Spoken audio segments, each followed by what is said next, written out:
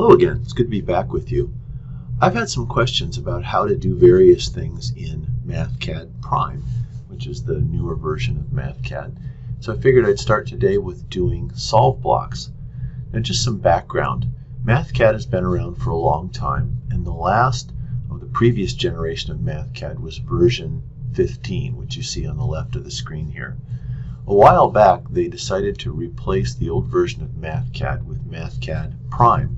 Now the early versions were pretty rough, and I think Mathcad Prime 6, which you see on the right side of the screen, is the one that can finally take over from version 15. In fact, I would expect them to stop support for version 15 if they haven't done it already. I was certainly one of the resistant people, and I have to admit I think Prime 6 is pretty good, and it's certainly the one I'm using almost exclusively now, and I would encourage you to do that too. So Prime 6 is great, but it's a little different. It seems to be a complete rewrite, so it works a lot better, but there are some syntactical things that have changed. So let's look at how to do a solve block.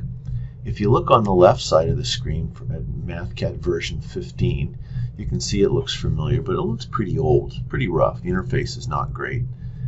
And I have two functions here. I've defined this function, the 2 sine x plus x, and this other function, x squared minus 4. And you can see them right here. This one is just a parabola, and the other one is a sine wave with a little bit of a slant to it.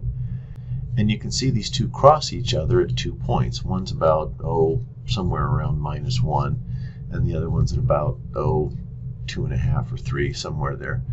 Well, let's figure out what those are using a solve block, and we'll do that in both version 15 and Prime 6.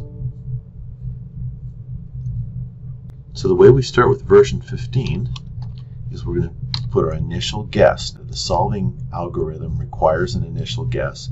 It doesn't have to be a great initial guess, but it does have to be an initial guess.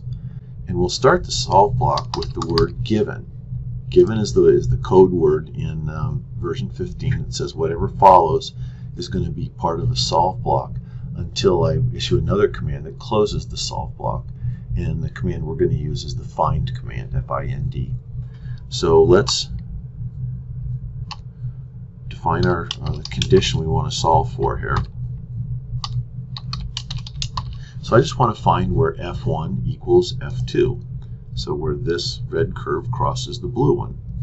And so all I'm going to do here is say find x equals, okay, minus 1.077. So clearly we found that point right there.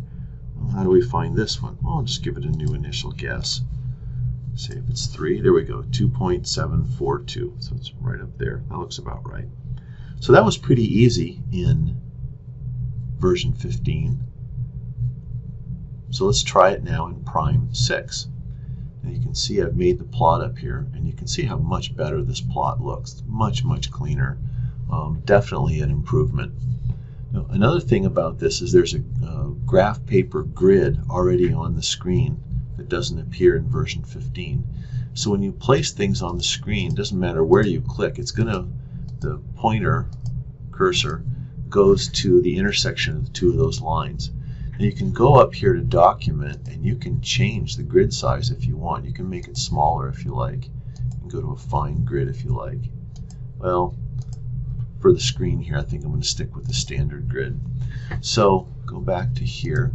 Now everything is done on menu picks, although there are still some fast keys that work, or hotkeys. So I'm going to go up here and just click solve block, and there it is. Now the nice part about this is it just lays it out for you, and it tells you where to put everything. If there's one thing I don't like about it, it's that I haven't figured out how to compress this yet. The solve block necessarily takes up a bunch of space on the screen, I think. If there's a way to fix it, I haven't found it yet. So let's just go ahead and do exactly the same thing. Put our initial guess, and then our condition we're trying to solve for. Whoops. Now this is worth noting here. On version 15, when I wanted to put that subscript 1 there, I just put a dot. What follows is a text subscript. In Prime 6, there's two ways to do this. I can hit F, and if I want, I can go up in here and hit subscript. That'll work. But you can also see that it's subscript and then hit Control plus dash. So let's try that. If I go down here and I hit the Control button and just the dash button, which is on the American keyboard, is, let's see, above the P and between the 0 and the equal sign. There's the subscript, and there's 2 right there. I don't need that, so I'm going to get rid of it. Now, the last thing I need is to tell it to solve for something. There it is, minus 1.077, just like before. And let's go ahead and put a 3 in there and just show that we get the same answer. So it's 2.742. Looks like we got the same answer. So there you go. It's nice and easy. And the only problem I've got with this, like I say, it's hard to shrink this down. So there you are. I hope this helps, and we'll talk to you next time.